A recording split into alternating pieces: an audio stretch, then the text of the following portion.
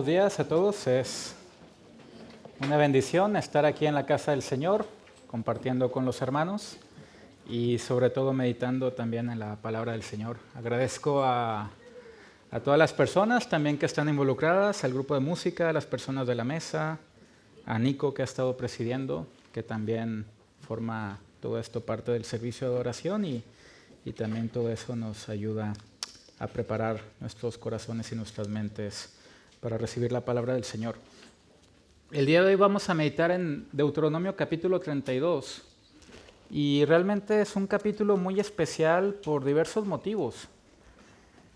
Moisés ha estado 40 años en el desierto con el pueblo, un pueblo que ha visto las señales y maravillas, tanto en Egipto como en el desierto. Durante 40 años sus ropas no se han desgastado, no les ha faltado comida ningún solo día, ni agua, ni nada. Y Moisés ahora está a punto de morir. Él sabe que no va a entrar a la tierra prometida. Y en el libro de Deuteronomio va a ser una serie de sermones dirigidos principalmente a todos los menores de 20 años que cruzaron el Mar Rojo en seco. Todos los mayores de esa edad, todos los mayores de 20 han perecido en el desierto. Y en este capítulo solo quedan 3 mayores de 20 que cruzaron el Mar Rojo en seco 40 años antes, que son Moisés, Josué y Caleb. Lamentablemente Moisés no va a poder entrar con el pueblo a la tierra prometida. Y en este capítulo Moisés va a hacer quizá la última persuasión hacia el pueblo, demostrando quién es el Dios que los sacó de Egipto con gran poder. Moisés va a escribir un cántico. Deuteronomio 32 realmente es una canción. Y una faceta interesante de Moisés es que no solamente es profeta, sino también es una persona que escribe canciones. Escribió en Éxodo 15 el cántico de liberación justo después del cruce del Mar Rojo, donde Moisés define a Dios como Jehová, el varón de guerra. Jehová es su nombre. Y en esta canción, a diferencia de Éxodo 15, en esta canción va a describir 3 puntos principales. Va a hablar acerca de la fidelidad de Dios con el pueblo. Después va a hablar acerca de la infidelidad del pueblo hacia con Dios. Y el tercer punto va a ser la gran salvación que va a traer Dios para con su pueblo. Este capítulo también es esencial porque es el punto principal que van a predicar los profetas. Los profetas también van a hablar de los 3 puntos en sus sermones. Cualquier profeta del Antiguo Testamento va a hablar acerca de la fidelidad de Dios hacia con su pueblo. Va a hablar acerca de la infidelidad, la desobediencia de Israel. Y va a hablar también de la salvación que Dios va a materializar. Es más, los profetas del Antiguo Testamento tienen un sermón dividido en 2 puntos: juicio y salvación. La gran diferencia es que en el mensaje de juicio, 2/3 partes del mensaje de todo profeta trata acerca de este tema. Y por eso cuando leemos Isaías, Jeremías, Ezequiel, libros tan extensos, hay demasiado juicio. Pero también hay un apartado de salvación. Y en este capítulo vamos a ver cómo ese apartado de salvación se va a materializar de una forma increíble. El antecedente del capítulo 32 es realmente lo que se menciona en el 31. Vamos a leer algunos versos del 31, me pueden seguir con su vista, y así vamos introduciendo lo que viene siendo la lectura y la predicación del día de hoy. Capítulo 31 de Deuteronomio, versos del 1 al 3. Fue Moisés y habló estas palabras a todo Israel y les dijo: este día soy de edad de 120 años. No puedo salir ni entrar. Además de esto, Jehová me ha dicho: no pasarás este Jordán. Jehová tu Dios, Él pasa delante de ti. Él destruirá estas naciones delante de ti y las heredarás. Josué será el que pasará delante de ti como Jehová ha dicho. Moisés ya está demasiado viejo. Va a morir, no va a introducir al pueblo a la tierra prometida. Pero menciona que Dios va a ser el que va a traer la gran victoria. Saltamos al verso 16. Y Jehová dijo a Moisés: he aquí tú vas a dormir con tus padres, y este pueblo se levantará y fornicará tras los dioses ajenos de la tierra, a donde va para estar en medio de ella y me dejará, invalidará mi pacto que he concertado con él. Y se encenderá mi furor contra él en aquel día, y los abandonaré, y esconderé de ellos mi rostro, y serán consumidos, y vendrán sobre ellos muchos males y angustias. Y dirán en aquel día, no me han venido estos males porque no está mi Dios en medio de mí. Pero ciertamente yo esconderé mi rostro en aquel día por todo el mal que ellos habrán hecho, por haberse vuelto a dioses ajenos. Ahora pues, escribióse este cántico y enséñalo a los hijos de Israel y ponlo en boca de ellos para que este cántico me sea por testigo contra los hijos de Israel, porque yo les introduciré en la tierra que juré a sus padres, la cual fluye leche y miel, y comerán, y se saciarán, y engordarán, y se volverán a dioses ajenos y les servirán, y me enojarán, e invalidarán mi pacto. Y cuando les vinieren muchos males y angustias, entonces este cántico responderá en su cara como testigo, pues será recordado por la boca de sus descendientes, porque yo conozco lo que se proponen de antemano, antes que los introduzca en la tierra que juré darles. Y Moisés escribió este cántico aquel día y lo enseñó a los hijos de Israel. Vaya introducción. Algo demasiado fuerte. Este cántico, que de acuerdo al mismo capítulo tiene que ser cantado una vez cada 7 años, se va a resumir en lo siguiente. Dios ha sido fiel, nosotros no hemos obedecido, Dios nos va a llevar al exilio. Este es el resumen. El pago, la consecuencia es que ese pueblo que tardó tanto en entrar a la tierra prometida va a ser expulsado de ella. Entonces vemos cómo realmente el mensaje va a llegar a ese punto principal. Y de esto va a ir el cántico. Vamos a ver 3 puntos principales. Primero, la fidelidad de Dios, versos del 1 al 14, cómo Dios ha sido fiel siempre con el pueblo. Segundo punto, la desobediencia e incredulidad del pueblo, versos 15 al 34, un lenguaje demasiado fuerte que veremos que emplea Moisés. Y el tercer punto, versos 35 al 47, la increíble salvación que va a realizar y materializar el Señor. 3 puntos que vamos a meditar. Y antes de empezar con la meditación de la palabra de Dios, oremos que el Señor nos bendiga en esta mañana. Padre, gracias por la oportunidad que tenemos de congregarnos aquí. Te pido, Señor, que en este día tú nos des ojos para ver, oídos para oír y un corazón para entender. Te pido, Padre, que sean gratos los dichos de mi boca y la meditación de mi corazón delante de ti. Señor, guíanos por medio de tu Espíritu Santo, que nos haga ver las maravillas de tu ley y que podamos realmente comprender cómo Cristo es nuestra roca de salvación. Señor, guíanos por medio de tu Espíritu Santo y que tu Espíritu nos conduzca a toda verdad. Te lo pedimos todo en el nombre de tu Hijo Jesús. Amén. Deuteronomio capítulo 32, esta es la palabra del Señor. Escuchad cielos y hablaré, y oiga la tierra los dichos de mi boca. Goteará como la lluvia mi enseñanza, destilará como el rocío mi razonamiento, como la llovizna sobre la grama y como las gotas sobre la hierba. Porque el nombre de Jehová proclamaré, engrandeced a nuestro Dios. Él es la roca, cuya obra es perfecta, porque todos sus caminos son rectitud, Dios de verdad y sin ninguna iniquidad en él. Es justo y recto. La corrupción no es suya, de sus hijos es la mancha, generación torcida y perversa. ¿Así pagáis a Jehová, pueblo loco e ignorante? ¿No es él tu padre que te creó? Él te hizo y te estableció. Acuérdate de los tiempos antiguos, considera los años de muchas generaciones. Pregunta a tu padre y él te declarará. A tus ancianos y ellos te dirán, cuando el Altísimo hizo heredar a las naciones, cuando hizo dividir a los hijos de los hombres, estableció los límites de los pueblos, según el número de los hijos de Israel. Porque la porción de Jehová es su pueblo, Jacob la heredad que le tocó. Le halló en tierra de desierto y en yermo de horrible soledad. Lo trajo alrededor, lo instruyó, lo guardó como a la niña de su ojo. Como el águila que excita su nidada, revolotea sobre sus pollos. extiende sus alas, los toma, los lleva sobre sus plumas. Jehová solo le guió, y con él no hubo Dios extraño. Lo hizo subir sobre las alturas de la tierra, y comió los frutos del campo, hizo que chupase miel de la peña y aceite del duro pedernal. Mantequilla de vacas y leche de ovejas, con grosura de corderos y carnero de Basán, también machos cabríos, con lo mejor del trigo y de la sangre de la uva bebiste vino. Pero engordó Jesurún y tiró coces.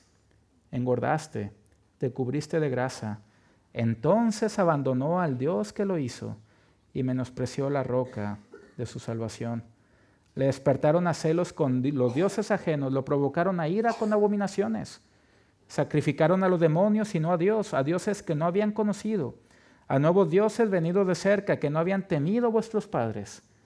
De la roca que te creó te olvidaste. Te has olvidado de Dios tu Creador. Y lo vio Jehová y se encendió en ira por el menosprecio de sus hijos y de sus hijas. Y dijo, esconderé de ellos mi rostro.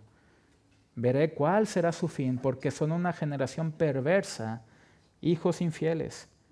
Ellos me movieron a celos con lo que no es Dios, me provocaron a ira con sus ídolos. Yo también los moveré a celos con un pueblo que no es pueblo. Los provocaré a ira con una nación insensata. Porque fuego se ha encendido en mi ira y arderá hasta las profundidades del Seol. Devorará la tierra y sus frutos y abrazará los fundamentos de los montes. Yo amontonaré males sobre ellos, emplearé en ellos mis saetas. Consumidos serán de hambre y devorados de fiebre ardiente y de peste amarga. Dientes de fiera enviaré también sobre ellos con veneno de serpientes de la tierra. Por fuera desolará la espada y dentro de las cámaras el espanto, así al joven como a la doncella, al niño de pecho como al hombre cano.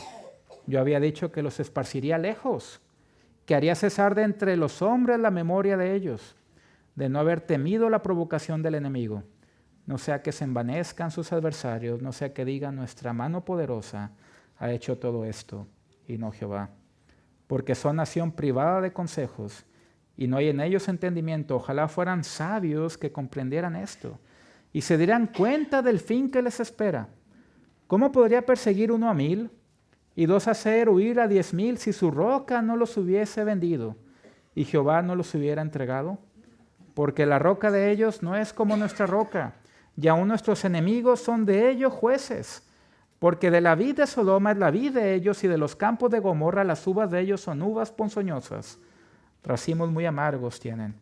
Veneno de serpientes es su vino, y ponzoña cruel de áspides. ¿No tengo yo esto guardado conmigo, sellado en mis tesoros? Mía es la venganza y la retribución. A su tiempo su pie resbalará, porque el día de su aflicción está cercano y lo que les está preparado se apresura. Porque Jehová juzgará a su pueblo y por amor de sus siervos se arrepentirá, cuando viere que la fuerza pereció y que no queda ni siervo ni libre.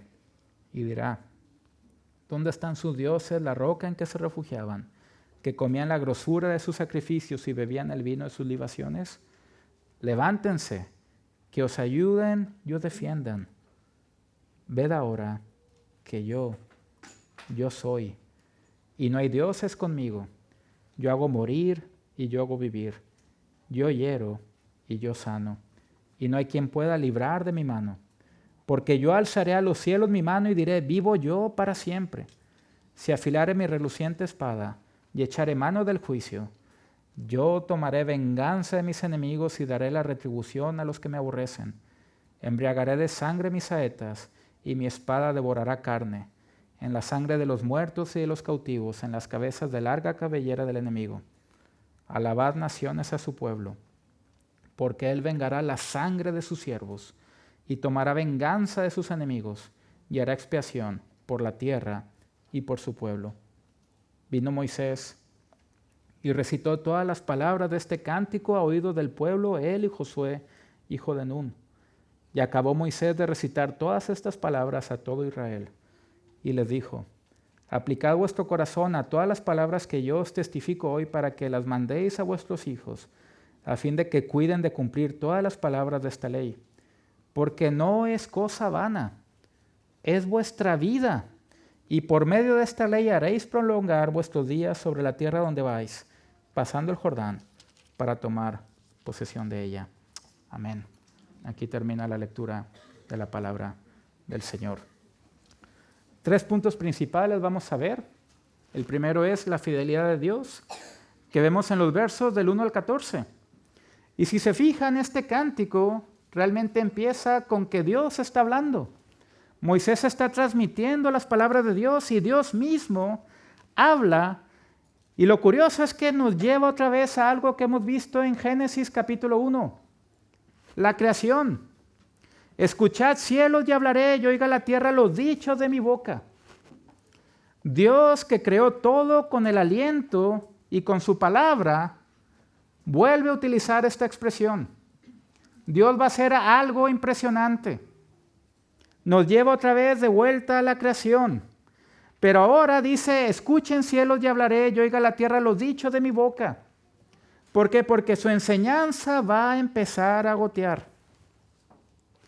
Y esto es una imagen para demostrar que el pueblo puede entender. La enseñanza no va de golpe como un aluvión. Va gota a gota, poco a poco. Goteará como la lluvia mi enseñanza, destilará como el rocío mi razonamiento, como la llovizna sobre la grama y como las gotas sobre la hierba. El pueblo va a entender esto. Este pueblo que está en el desierto va a recibir una lluvia de palabra de Dios. Dios se va a manifestar. Y el verso 3 empieza la manifestación. Vemos en el libro de Éxodo que Dios se manifiesta a Moisés de una forma diferente a cómo se había manifestado a los patriarcas. Dios define su nombre y define su esencia a Moisés. ¿Sí? Yo soy el que soy. De hecho, cuando leemos la narrativa del Éxodo, vemos cómo Dios le dice a Moisés, ve a Faraón y dile, Jehová me ha dicho, deja ir a mi pueblo para que me sirva. Una nación como Egipto que tiene tantos dioses, pues para Faraón, Jehová es uno más de ellos. Y de hecho la pregunta de Faraón es el punto de inflexión en el libro. ¿Quién es Jehová para que deje ir al pueblo de Israel? Y el resto de la narrativa es, y sabrá Faraón que yo soy Jehová, cuando saque a Israel de tierra de Egipto con mi mano poderosa. Y sabrán los egipcios que yo soy Jehová.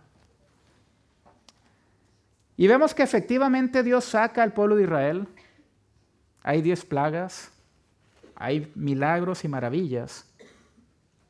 Pero algo importante, hermanos, que no debemos de olvidar, es que muchas veces los milagros no necesariamente producen fe. Punto importante. Ese pueblo que vio el maná, ese pueblo que vio los milagros, después hace un becerro de oro. Y está la conmoción de Moisés, que piensa que debido a ese gran pecado, la presencia de Dios se vaya de ellos. Y Moisés le pide a Dios que le muestre su gloria, que muestre su esencia. Cuando ya hasta cierto punto Moisés ya ha visto esa gloria. La ha visto en la zarza ardiendo, la ha visto en el monte Sinaí humeando. Y vemos cómo Dios lleva a Moisés a un lugar. Lo lleva a una cueva. Y en Éxodo 34 vemos cómo Dios desciende en la nube de gloria. Y Dios mismo, que ya se ha dado a conocer a Moisés por medio de su nombre real, proclama su nombre en Éxodo 34, versos 6 y 7 y dice, Jehová, Jehová, fuerte, misericordioso y piadoso, tardo para la ira y grande en misericordia y verdad, que perdona la iniquidad, la rebelión y el pecado. Ese es el Dios que cuidó del pueblo de Israel. Misericordioso, fuerte, compasivo, que perdona la iniquidad, la rebelión y el pecado. De hecho, cuando vamos a los salmos de David, el Salmo 51 y el Salmo 32, cuando vemos que David ha pecado de una forma terrible, David vuelve a esta definición de Dios. Ten piedad de mí, oh Dios, conforme a tu grande amor, conforme a la multitud de tus piedades, borra mis rebeliones. Lávame más y más de mi pecado. Mi transgresión confesé, Salmo 32. ¿Por qué utiliza ese lenguaje David? Porque está reflejado en Éxodo 34. David sabe quién es Dios, sabe cuál es esa esencia. Un Dios que puede perdonar si las personas se acercan a Él. Y no solamente Dios vuelve a proclamar su esencia, sino que Él se define de una forma peculiar utilizando la palabra roca. Dios es la roca. Una palabra también que de forma curiosa aparece bastantes veces en los Salmos. David define a Dios como roca de salvación y roca de refugio. Una y otra vez aparecen estos dos elementos en cada uno de los salmos, casi de David. Mi Dios, la roca de salvación, mi Dios, la roca de refugio. Y la pregunta es, ¿de dónde toma David esto? Si se fijan, este capítulo principal, de hecho así se llama el sermón, es la roca de salvación. Dios se define a sí mismo y va a aparecer bastantes veces la imagen y la idea de la roca. Si Dios es tu roca o si los ídolos son tu roca.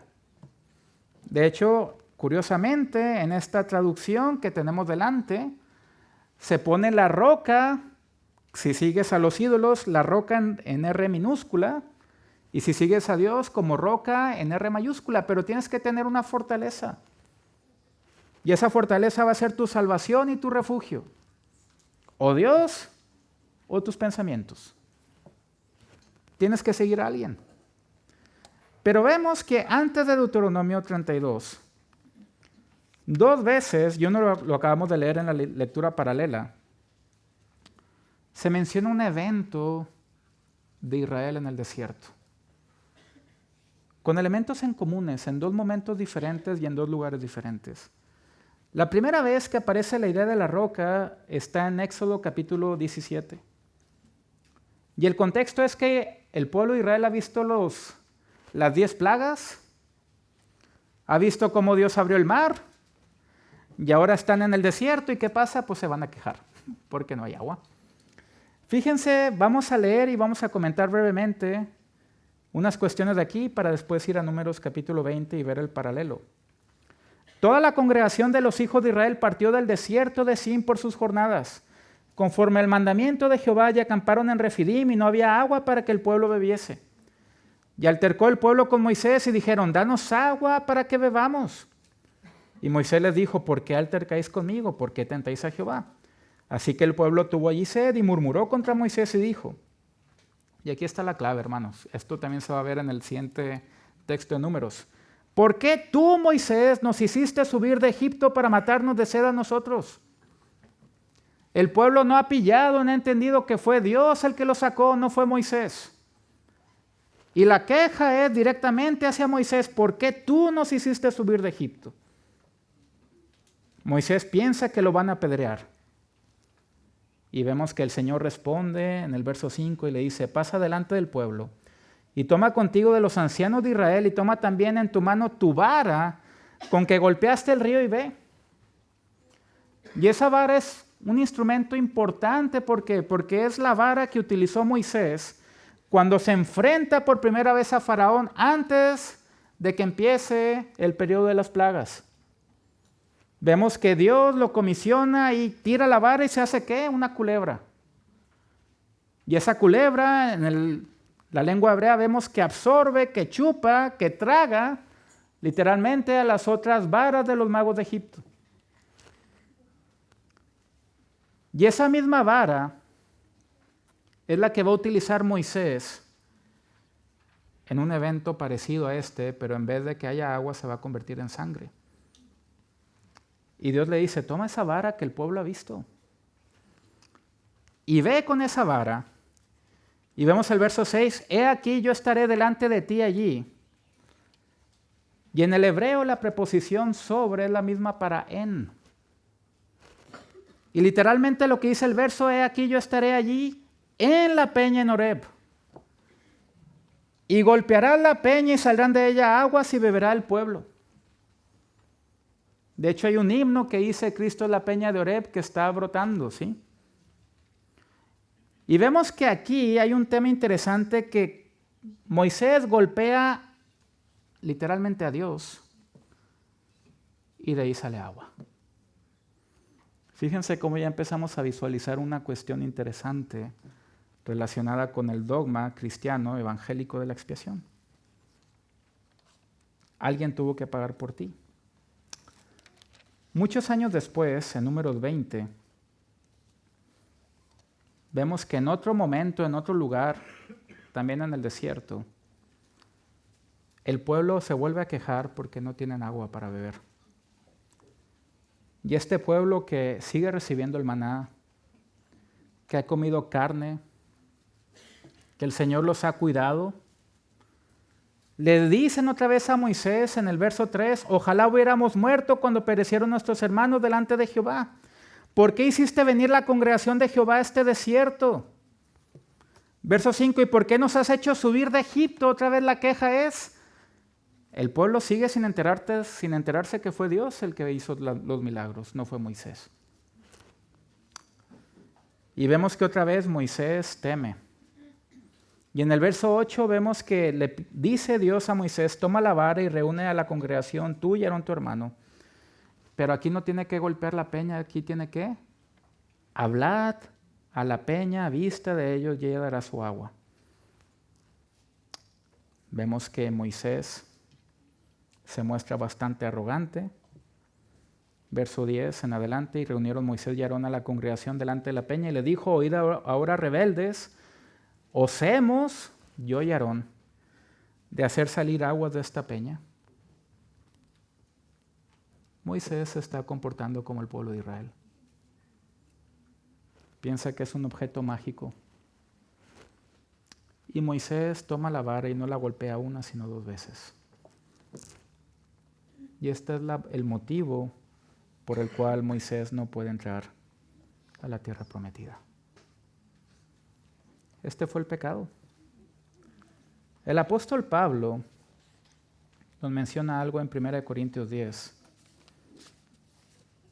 Y escribe esto para la iglesia, esto es para todos nosotros. Y fíjense cómo Pablo nos traslada en este texto al evento del desierto con aplicación para nosotros como iglesia. Porque no quiero, hermanos, que ignoréis que nuestros padres todos estuvieron bajo la nube y todos pasaron el mar. Y todos en Moisés fueron bautizados en la nube y en el mar. Y todos comieron el mismo alimento espiritual y todos bebieron la misma bebida espiritual porque bebían de la roca espiritual que los seguía y la roca era Cristo. Aquí está la clave. ¿A quién golpeó Moisés? ¿Por qué no pudo entrar a la tierra prometida? La expiación todavía no se había manifestado, pero de forma peculiar, la expiación se va a manifestar en Deuteronomio 32. Todavía no era el tiempo. Todavía no era el tiempo. Dios es la roca, roca de salvación, roca de refugio. No hay iniquidad en Él, es justo y recto. Esta es la esencia de Dios. Y fíjense el contraste entre la definición de Dios y la descripción del pueblo aquí. Generación torcida y perversa, ¿así pagáis a Jehová, pueblo loco e ignorante? ¿No es Él tu Padre que te creó? Y vemos cómo incluso hay un llamado a que realmente el pueblo recuerde los tiempos antiguos, que pregunte a sus ancestros. Esto va relacionado con el primer sermón de Moisés en Deuteronomio capítulo 4, cuando le dice, a partir del verso 32, pregunta ahora si en los tiempos pasados que han sido antes de ti, si desde el día que creó Dios los cielos y la tierra se ha hecho cosa semejante al evento del Éxodo o se haya oído otra como ella. Y vemos que Moisés emplea preguntas retóricas, esto es una pregunta donde la audiencia conoce la respuesta. Y vemos que incluso en la creación Dios dijo que Israel sería su porción.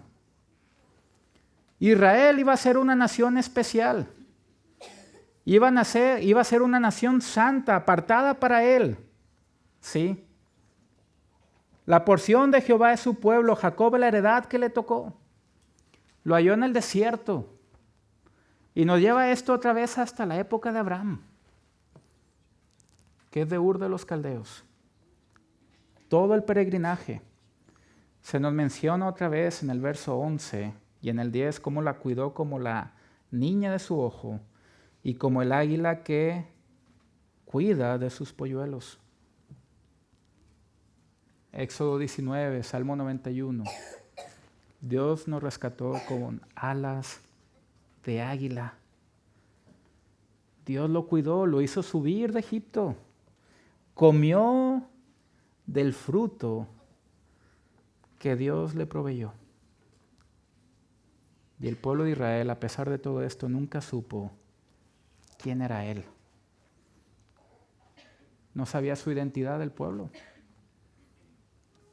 Hace varios años me tocó cuidar a mis sobrinas, las hijas de mi hermana. Y pues uno a veces no sabe cómo cuidar a niños pequeños, ¿no? Y no tuve otra más que pensar en leerles las Crónicas de Narnia. Y hay una historia, hay un libro dentro de las Crónicas de Narnia que se llama El caballo y su muchacho. Y la historia es esta: hay un chico que se llama Shasta, que es un príncipe pero no lo sabe. Y es un príncipe que ha sido cuidado por una familia que no es la suya. Y en algún momento Shasta tiene que huir porque quiere llegar a Narnia. Y en esa huida hay bastantes peripecias y cosas, ¿sí? Y siempre ha visto que lo sigue un león. Y desde muy pequeño empieza a recordar que un león ha estado detrás de él. Y llega un momento en que se encuentra con este león. Y el león le dice: cuéntame tus penas. Shasta se sintió un poco tranquilizado por el aliento, de modo que le contó que no había conocido a sus padres y que el pescador lo había criado de un modo muy severo. Luego le contó la historia de su vida y el modo en que los persiguieron los leones y se vieron obligados a nadar para salvar la vida y todos los peligros corridos en Tashbán y la noche que había pasado entre las tumbas y cómo las bestias le aullaban desde el desierto. Le habló también del calor y la sed padecidos durante el viaje por el desierto y que casi habían alcanzado su objetivo cuando otro león los persiguió e hirió a Arabis. También mencionó lo mucho que hacía que no había probado bocado. Yo no diría que eres desafortunado, dijo la gran voz. ¿No te parece mala suerte que me haya encontrado con tantos leones?, inquirió él. Solo había un león, declaró la voz. ¿Pero qué dices? ¿No has oído que había al menos 2 la primera noche? Solo había uno, pero era muy veloz. ¿Cómo lo sabes? Yo era león. Y cuando Shasta se quedó boquiabierto, incapaz de decir nada, la voz siguió. Yo era león que te obligó a unirte a Arabis. Yo era león que te consoló entre las casas de los muertos. Yo era león que alejó a los chacales de ti mientras dormías. Yo era león que dio a los caballos las renovadas fuerzas del miedo durante los últimos 2 kilómetros para que pudieras llegar ante el rey Lune a tiempo. Y yo fui el león que no recuerdas y que empujó el bote en el que yacías, una criatura muy pequeña al borde de la muerte, de modo que llegaras a la orilla donde estaba sentado un hombre desvelado a medianoche para recibirte. Aslan fue el que siempre estuvo detrás ayudando a Shasta y no se había dado cuenta. Es exactamente lo mismo. Dios ha sido fiel siempre, sin embargo el pueblo se ha mantenido infiel.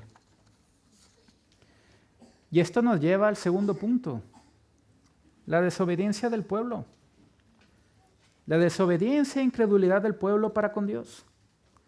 Y esto lo vemos en los versos 15 al 34, y si se fijan, empieza este apartado mencionando a Jesurún. Y vemos que Jesurún significa literalmente el justo.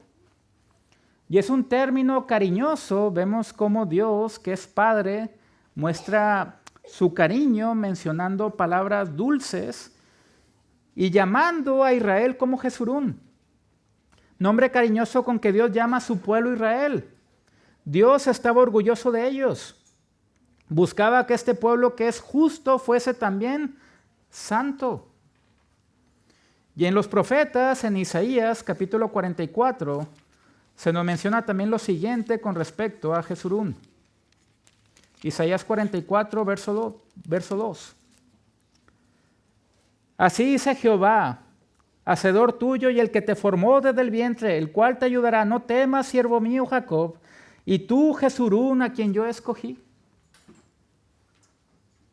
Dios lo llama mi siervo, a quien ha escogido, el justo. Pero ¿qué pasa? Este justo, este siervo a quien Dios escogió, verso 15, menospreció la roca de su salvación. Aquí se menciona el cargo, el pecado, menospreciar, vivir como si Dios no existiera. Y no solamente eso, sino vemos que el cargo se empieza a manifestar de una forma terrible. No solamente menosprecia esa roca, sino vemos que lo despiertan a celos con dioses ajenos, lo provocaron a ira con abominaciones, sacrificaron a demonios, a dioses que no habían conocido. Vemos que en Deuteronomio capítulo 18 hay una advertencia de que el pueblo de Israel no puede cometer este tipo de actividades. Cometer idolatría, pasar a los niños por fuego, a los niños pequeños, practicar adivinación y consultar a los muertos. 4 pecados principales que no debe de cometer el pueblo de Israel. Y que vemos que esos 4 los empieza a cometer. Y vemos por qué Dios tiene que obrar. Eso no puede pasar. De la roca que te creó te olvidaste. No solamente la roca es salvación, sino la roca es el Dios que los creó. Te has olvidado de Dios, tu creador. Y por lo tanto, el juicio que vendrá es ¿qué? El exilio.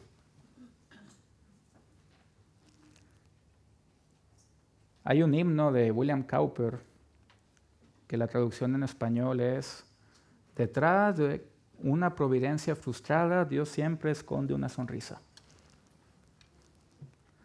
Y algo peculiar que vemos en el exilio es que el exilio trajo buenas nuevas a las naciones, a los gentiles. Y la ironía es que en el exilio las personas que se arrepienten son los gentiles. Vemos, por ejemplo, fíjense la cuestión que vimos en Isaías, que llama a Jesurún mi siervo, mi escogido. Quiero que vayamos brevemente a Jeremías capítulo 27.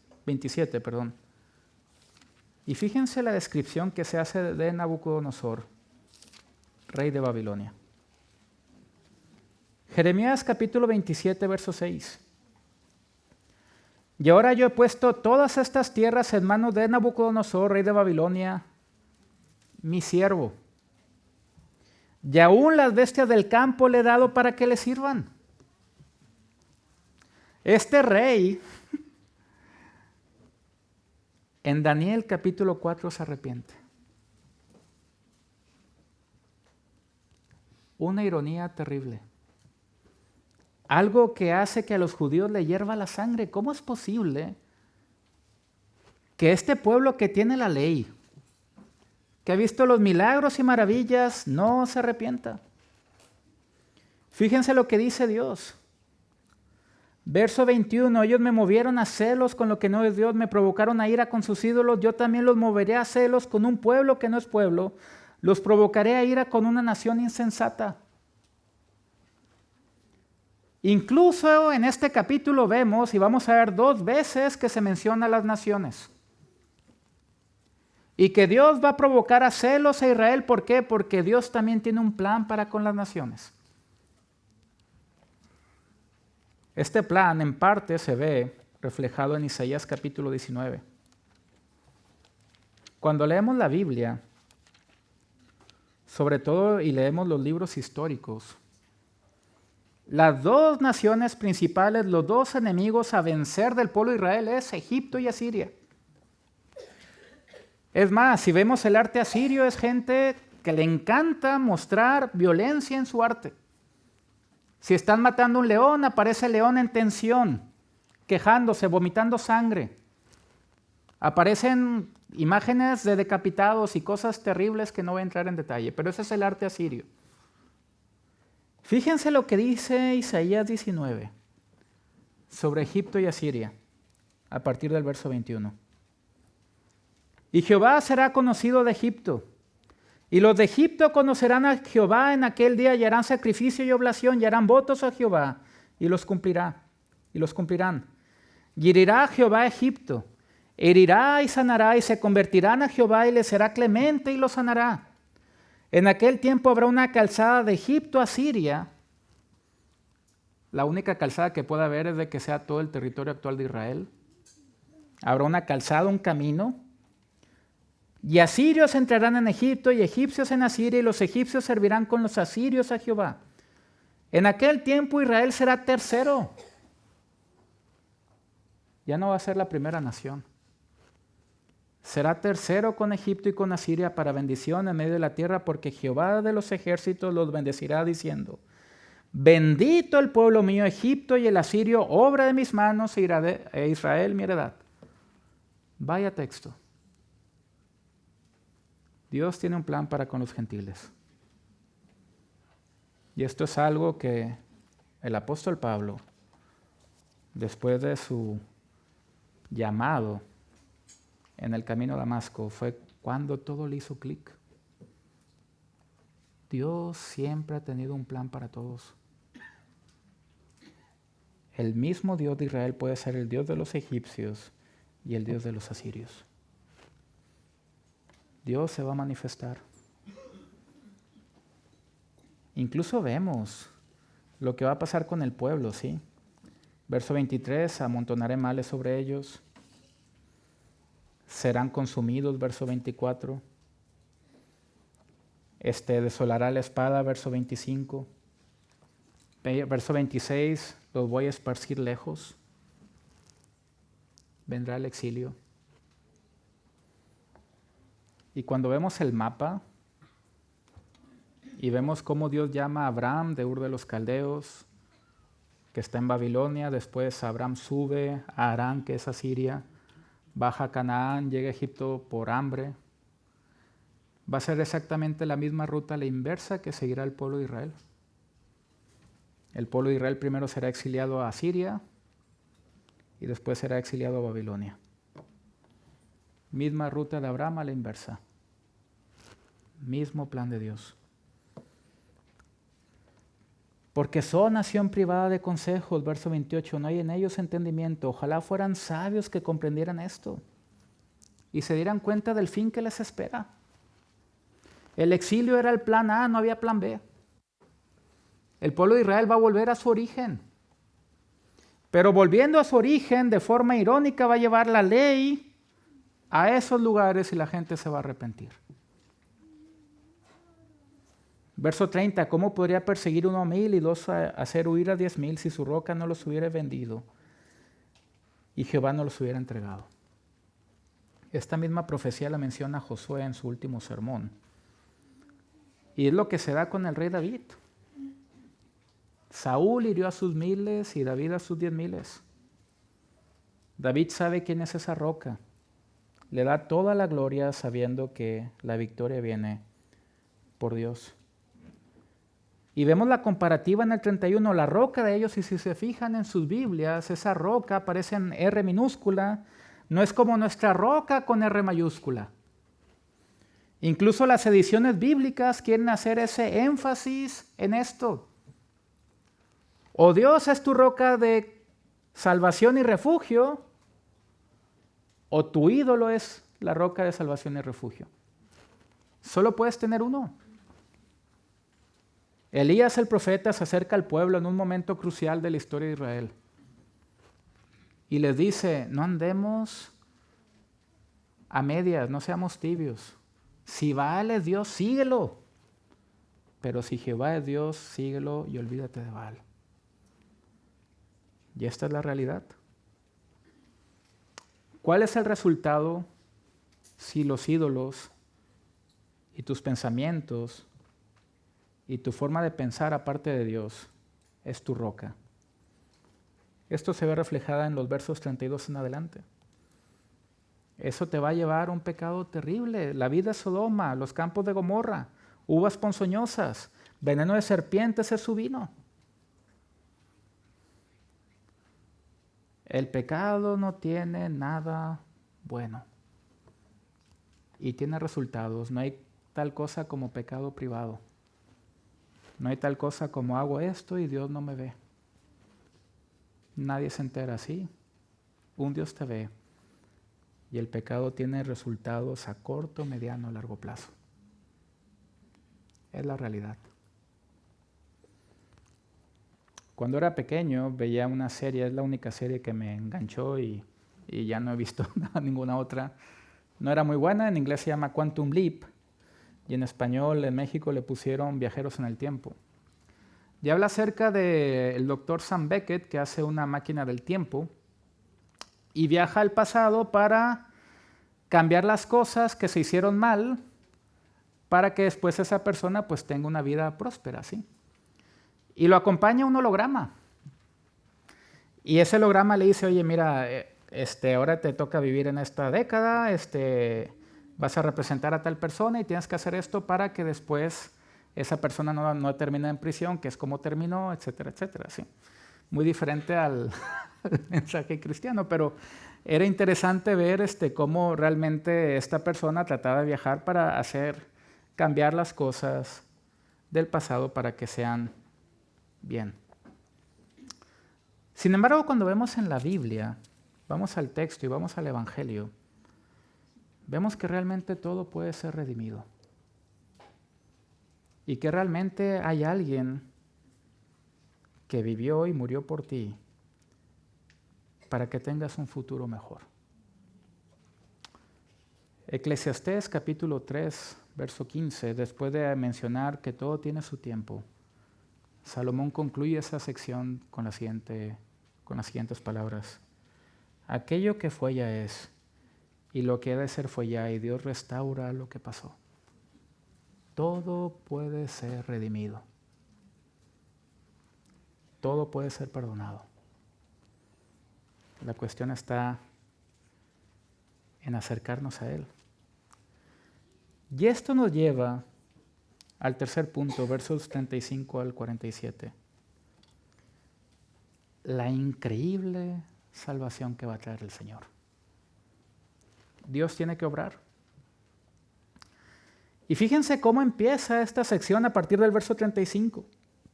Mía es la venganza y la retribución, a su tiempo su pie resbalará, porque el día de su aflicción está cercano y lo que les está preparado se apresura. La promesa del arrepentimiento siempre se ha mantenido. Si vamos a Deuteronomio 4, a partir del verso 27 y 28, vemos lo siguiente.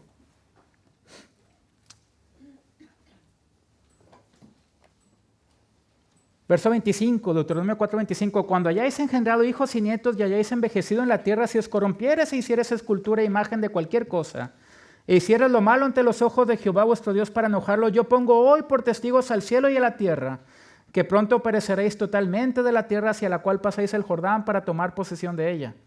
No estaréis en ella largos días sin que seáis destruidos. Y Jehová os esparcirá entre los pueblos, el exilio, y quedaréis pocos en número entre las naciones a las cuales os llevará Jehová. Y serviréis allí a dioses hechos de manos de hombre, de madera y piedra, que no ven, ni oyen, ni comen, ni huelen. Pero la promesa está aquí. Mas si desde allí buscares a Jehová tu Dios, lo hallarás y lo buscares de todo tu corazón y de toda tu alma. Cuando estuvieres en angustia, Deuteronomio 32, 35, y te alcanzaren todas estas cosas, si en los postreros días te volvieres a Jehová tu Dios y oyeres su voz, ¿por qué? Porque Dios misericordioso es Jehová tu Dios. No te dejará ni te destruirá ni se olvidará del pacto que le juró a tus padres. Dios vuelve a manifestar el mismo mensaje. Jehová, verso 36, juzgará a su pueblo y por amor de sus siervos se arrepentirá cuando viere que la fuerza pereció. Dirá, ¿dónde están sus dioses, la roca en que se refugiaban? Levántense, que os ayuden y os defiendan. ¿Qué roca vas a tener?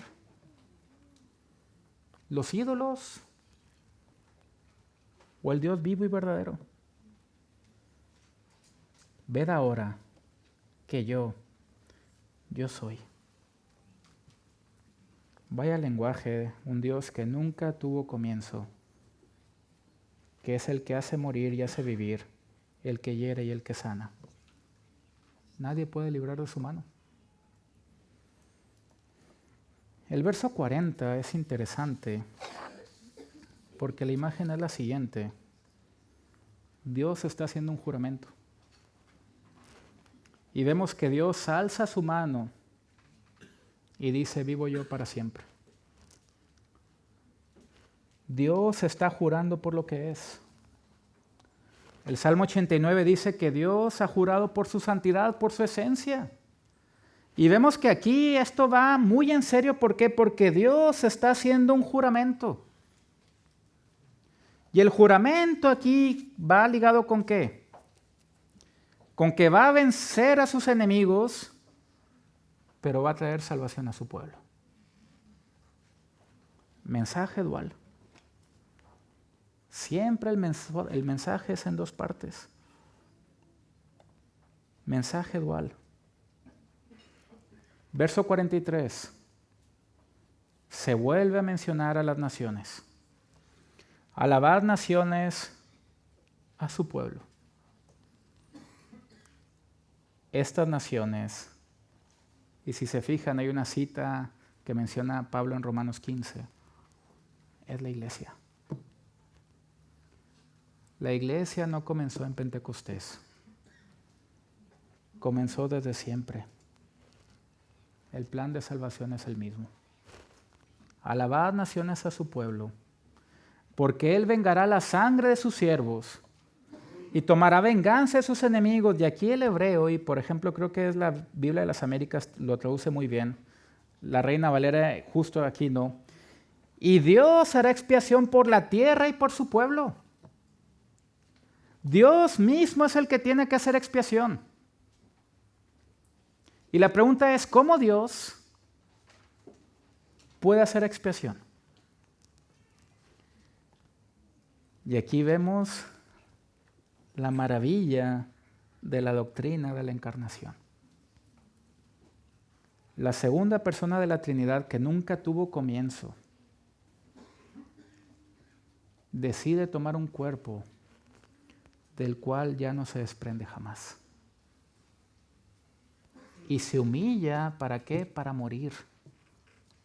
Por ti y por mí. Ya no hay judío ni griego, ni esclavo ni libre.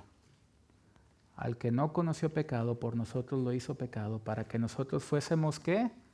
Hechos Jesurún, el justo. Nosotros ahora somos ese Jesurún, esa justicia ha sido imputada a nosotros, ha sido trasladada. Y eso quiere decir que Dios ya no te ve a ti por lo que eres, sino que ve a Cristo en ti. Hemos sido rociados por la sangre del Cordero. Y este es un cambio completamente radical. Cuando Dios te ve, no te ve a ti, sino ve a Cristo en ti. Y fíjense todo lo que hace Dios. Moisés termina con una advertencia, esto no es cosa vana, es vuestra vida. Y Dios siempre cuidó de los suyos. Los llevó por todos lados. Vemos en las crónicas de Narnia que Aslan era el que guiaba el barco de Shasta y que nunca quitó sus manos de Shasta. Quiero terminar con una historia que me marcó bastante porque tuve el privilegio cuando estudiaba en Estados Unidos de conocer a un pastor que conoció a esta persona. Esta persona se llamaba David Ireland. Y esta persona tuvo una enfermedad que en su momento se llamó la enfermedad de Lou Gehrig. Lou Gehrig fue un beisbolista de los Yankees que tuvo lo que ahora se llama ELA. Esto es, esta persona empieza a desarrollar una parálisis. Primero fue un pie, después el otro pie, una mano, hasta que después terminó cuadrapléjico y ya no podía hablar. Cuando la enfermedad iba aumentando, él que estaba casado recibe la noticia de que finalmente él y su mujer van a tener un niño. Y este hombre va a escribir una serie de cartas a su hijo que está por nacer, que no va a conocer, pero que su esposa va a publicar de forma póstuma. Y en una de estas cartas, David Ireland va a describir a su hijo, a la persona que va a llegar a ser su madre. Y la carta comienza así: Hijo, cuando tu madre y yo vamos a cenar es realmente algo extraordinario. Verás, para que tu madre y yo podamos salir a cenar, esto es lo que tiene que pasar. Tu madre tiene que empujarme al baño, desconectar las bolsas de orina, vaciarla y después bañarme. Después de bañarme, ella tiene que volver a conectar mi bolsa de orina y me ayuda a vestirme. Si vamos a cenar a un lugar elegante, ella tiene que planchar una camisa y ayudarme a ponerme la corbata. Después ella tiene que empujar mi silla de ruedas al coche. Cuando llegamos al coche, ella tiene que abrir la puerta, ayudar a deslizarme para que pueda sentarme. Después lleva la silla de ruedas al maletero, la dobla y cierra el maletero. Tiene que abrir la puerta de parking. En aquellos días no había puertas automáticas de parking, por lo tanto era todo manual. Y después conduce y llegamos al restaurante. Ella tiene que aparcar el coche, ir al maletero, abrirlo, desplegar la silla de ruedas, acercarle a la puerta y ayudarme a sentarme. Empuja la silla de ruedas hasta el restaurante y me guía hasta la mesa de la cena. Cuando estamos en la mesa, ella pide la comida por mí debido a que yo ya no puedo hablar. Me da de comer y me limpia con una servilleta. Al terminar, ella paga la cuenta y después todo vuelve a comenzar. Me tiene que llevar al coche, abrir, deslizarme, poner la silla de ruedas otra vez en el maletero, etc. Cuando llegamos a casa, ella me lleva al baño. Desconecta la bolsa de orina, la vacía, me cambia de ropa y me pone la ropa de dormir. Y al estar en cama, ella inclina su cabeza sobre mi pecho y me dice estas palabras: Gracias, cariño, por llevarme a cenar. Así es tu madre. Y si te pones a pensar, así es tu Dios. Nosotros estábamos muertos en delitos y pecados y éramos personas que no podíamos hacer absolutamente nada. Y Dios es el que tiene que hacer todo por nosotros. Nos seduce por medio de su Espíritu. Nos da vida cuando estábamos muertos. Nos da una nueva esperanza y nos da la salvación. Somos importantes para Dios porque Cristo agonizó en la cruz por nosotros. Quiero terminar con un verso. Y Sofonías capítulo 3, verso 17 menciona lo siguiente: Jehová está en medio de ti poderoso. Él salvará. Se gozará sobre ti con alegría, callará de amor, se regocijará sobre ti con cánticos. Aslan guió el barco y nunca quitó sus manos del barco. Cristo es el que guía tu vida. Él guía tu vida y Él nunca quita sus manos de tu vida. Y confía tú en esas dos manos. Son buenas manos. Amén. Oremos. Padre, gracias por tu palabra y por la bendición de lo que realmente ha hecho Cristo por nosotros. Señor, aumentanos la fe.